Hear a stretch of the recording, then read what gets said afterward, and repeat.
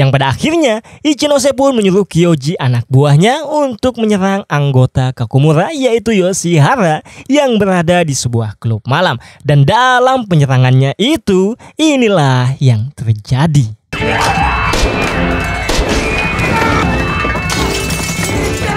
Anggota Odani ini menembak salah satu anggota Kakumura yang ada di klub malam itu. Dan akibat kejadian itu, keesokannya kepolisian Divisi Timur mendatangi kediaman Odani untuk menangkap penembak Yoshihara itu. Tapi Ichinose dan sebagian anggota Odani yang lain sudah bersembunyi. Dan ternyata Ichinose memerintahkan anak buahnya yaitu Kyoji untuk menyerahkan diri kepada Hyoka. Kemudian saat malam tiba dan Hyoka pulang ke tempat tinggalnya, dia sangat terkejut melihat Ogami yang ternyata sedang menunggunya di dalam. Hyoka yang mengetahui itu pun segera membereskan alat rekamnya yang terlihat jelas di samping Ogami. Kemudian di sini Ogami menceritakan masalahnya kepada Hyoka, di mana dia sangat terkejut karena atasannya bisa sampai mengetahui tentang Ogami yang mengeluarkan biji kemaluan milik Yoshida itu.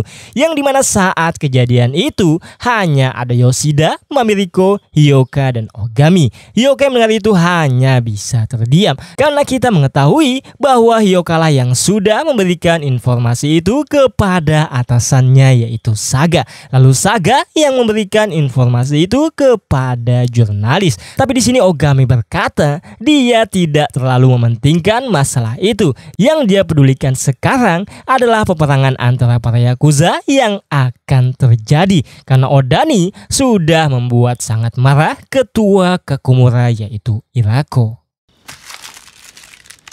Yang akhirnya untuk mencegahnya terjadi peperangan itu, Ogami dan Hyoka pergi mendatangi Sohei Irako yang lagi menjenguk anak buahnya di rumah sakit akibat ditembak oleh anggota Odani. Di sini Ogami meminta Irako agar tidak membalas serangan Odani dengan mengancam Irako tentang kasus Uesawa karena Ogami sudah mengetahui bahwa dalang dibalik pembunuhan Uesawa itu adalah Irako. Irako yang mendengar itu pun berkata bahwa dia akan memenuhi keinginan Ogami itu jika persyaratannya dipenuhi. Yang dimana Irako meminta uang 10 juta sebagai kompensasinya. Dan persyaratan yang lain adalah Ichinose harus keluar dari kelompok Odani. Dan jika persyaratannya tidak dipenuhi, maka dia akan berperang melawan Odani sampai salah satu pihak benar-benar hancur. Yang pada akhirnya Ogami dan Hyoka pun menemui Ichinose memberitahu keinginan Irako itu. Tapi Ichinose menolak persyaratan Irako itu karena menurutnya sangat tidak masuk akal.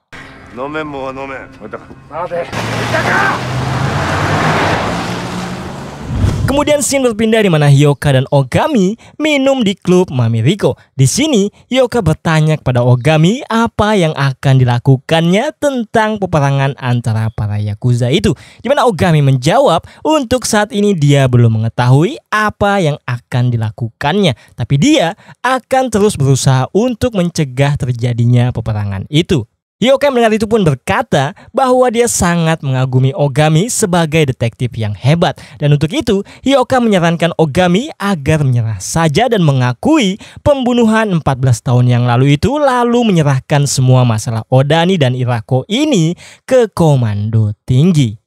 Ogami yang mendengar itu pun menjawab bahwa dia tidak akan melaporkannya karena dia sangat tahu para komando tinggi memiliki hubungan baik dengan Irako. Itulah sebabnya Ogami masih menjabat sebagai detektif karena dia memiliki rahasia tentang para polisi berpangkat tinggi yang berhubungan dengan yakuza. Jadi tidak ada yang berani memberhentikan atau menangkap Ogami.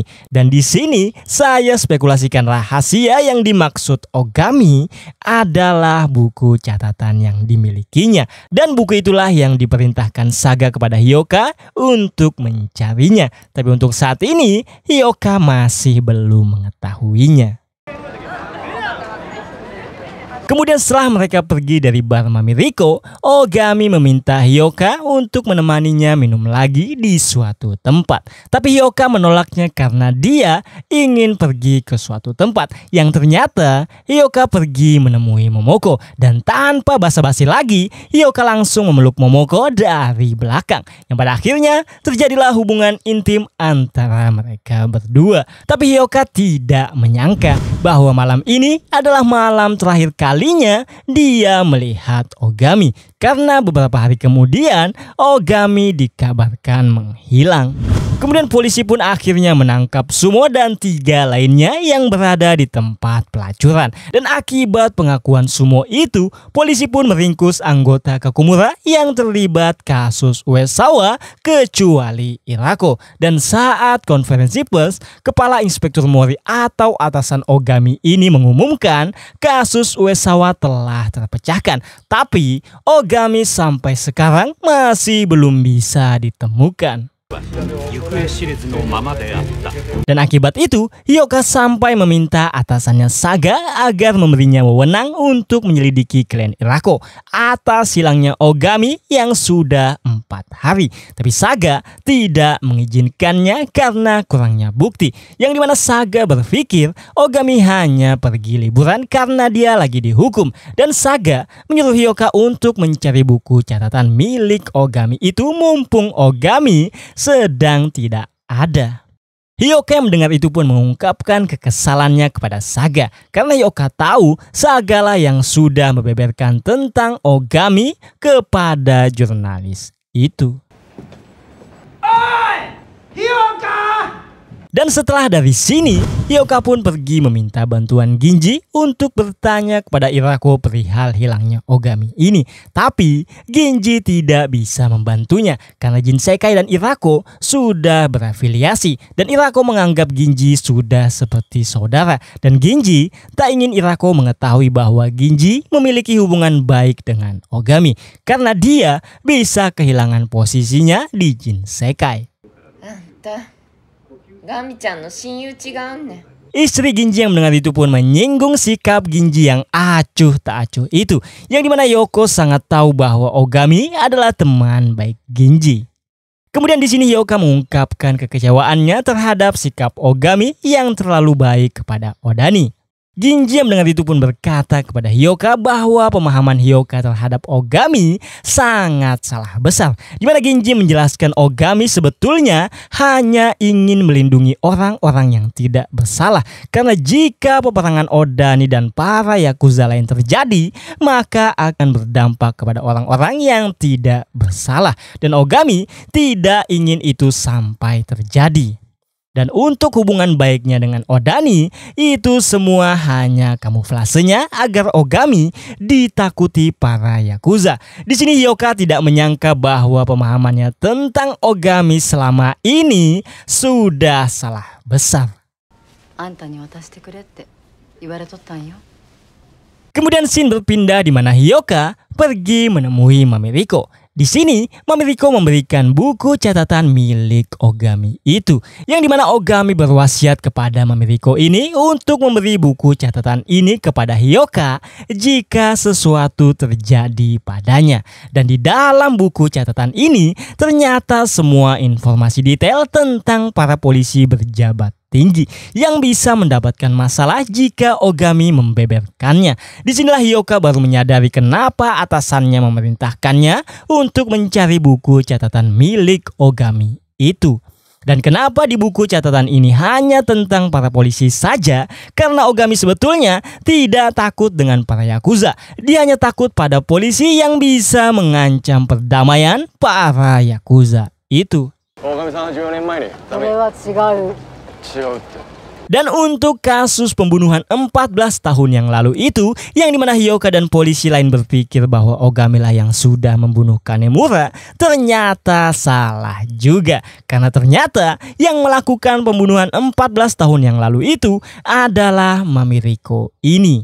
Mami Riko pun menjelaskan detailnya kepada Hyoka, yang dimana 14 tahun yang lalu itu saat Odani perang melawan Irako, suami Mami Riko ini yaitu Saimoto dan juga anggota Odani dibunuh oleh salah satu bos Irako yaitu Kanemura. Setelah itu Kanemura malah mendatangi Mami Riko tanpa rasa bersalah dan malah memaksa berhubungan dengan Mami Riko, yang akhirnya membuat Mami Riko membunuh Kanemura itu. Dan saat itu Mami ini ingin menyerahkan diri dengan menelpon polisi, tapi Ogami yang menjawab telepon itu. Ogami yang tak tega melihat Mami Riko masuk penjara yang sedang dalam keadaan hamil dan tak ingin melihat Mami Riko melahirkan di penjara, akhirnya membuat Ogami membersihkan semua bukti yang ada di TKP itu. Setelah mendengar itu semua, Hyoka mengecek buku catatan itu, dan di akhir buku itu terdapat foto Hyoka beserta informasinya, yang dimana di situ tertulis Ogami mengetahui bahwa Hyoka sedang memata-matainya. Keesokannya, Hyoka sangat terkejut setelah mendapat kabar bahwa Ogami telah ditemukan dalam keadaan tewas. Di mana jasad Ogami itu ditemukan dalam keadaan mengenaskan dengan 8 tusukan di perutnya, dan Hyoka yang melihat itu terlihat sangat sedih. Dan paling menyebalkan bagi Hyoka, atasan Ogami berkata di konferensi pers bahwa Ogami tewas akibat bunuh diri dengan alasan di tubuhnya terdapat banyak kandungan alkohol. Para rekan-rekannya di kepolisian pun sangat terkejut ketuanya malah mengumumkan Ogami bunuh diri, yang padahal sangat jelas Ogami telah dibunuh. Dan paling mengejutkan, di tubuh Ogami ditemukan zat aneh yang ternyata adalah kotoran babi.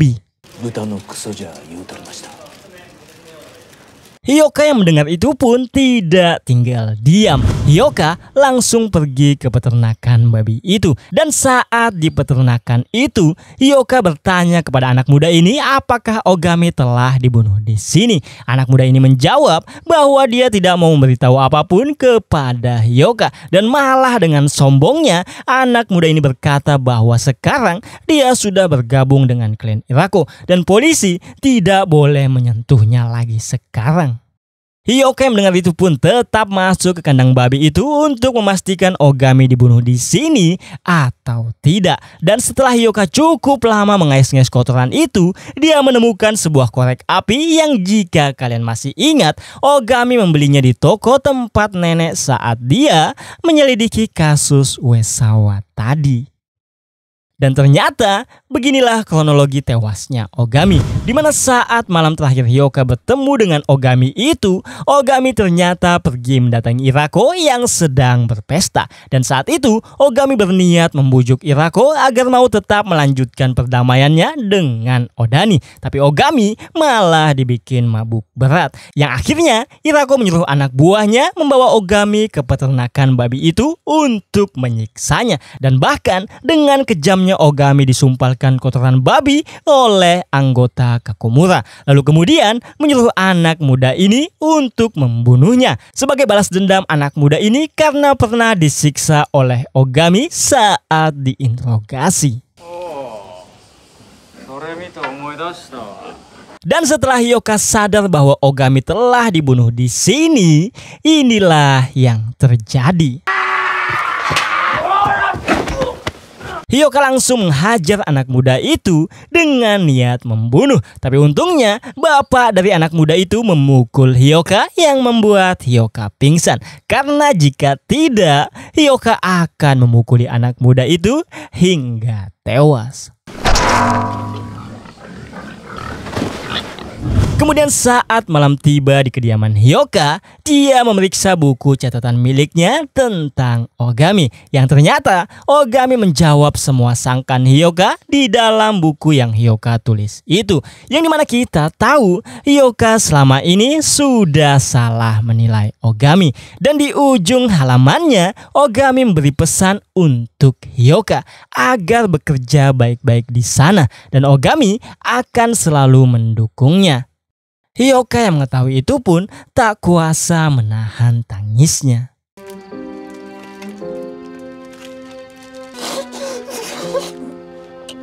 Keesokannya, Hyoka pergi mendatangi Ginji, di mana di sini Hyoka meminta bantuan kepadanya untuk menyingkirkan Sohei Irako, yang dimana Hyoka sudah menyiapkan sebuah rencana. Ginji yang mendengar itu pun berkata bahwa dia akan membantunya untuk membalas kematian Ogami, teman baiknya itu. Beberapa hari kemudian dan saat itu malam hari, Irako pergi ke pesta peresmian bisnisnya. Di mana di pesta itu, Irako mengenalkan Ginji kepada para perwira komando tinggi yang menghadiri pesta. Dan terlihat atasan Hyoka yaitu Saga juga hadir di pesta ini. Dan saat Irako pergi ke toilet, Ginji memberi kode kepada Hyoka. Dan kemudian Hyoka membuka pintu belakang yang ternyata adalah Ichinose dan dua anak buahnya. Hyoka pun memberikan lokasi Irako yang sedang berada di toilet. Dan saat gendang pesta mulai ditabuh, di saat itu pula Ichinose dan anak buahnya membunuh anggota Irako.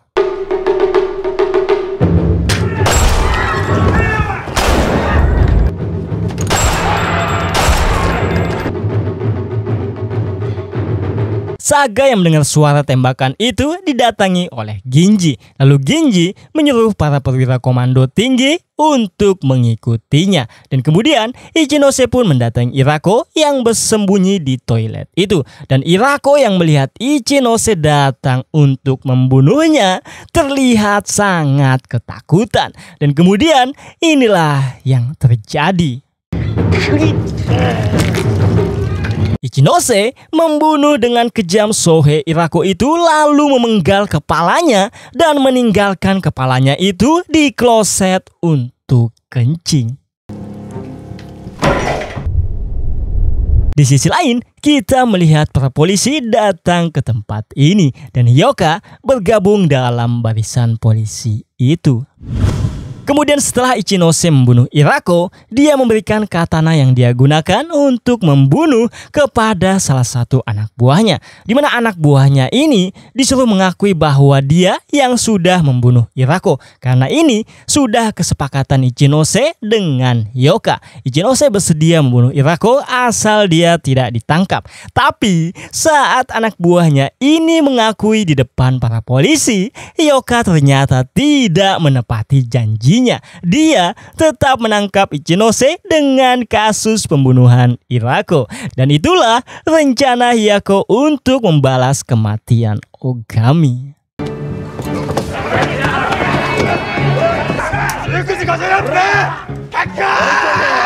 Kemudian scene berpindah di dalam sebuah mobil yang terparkir di depan kediaman Irako. Di mana di sini Hyaku memberi buku catatan milik Ogami itu kepada Saga. Dan setelah Saga melihatnya, dia sangat terkejut karena isinya adalah rahasia para perwira komando tinggi.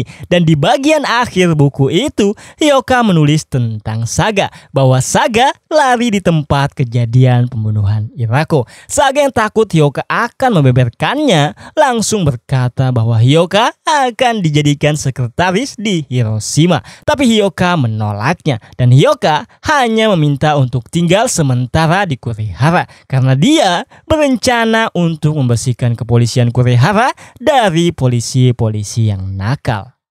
Saga yang mendengar itu pun menerima permintaan Hyoka itu.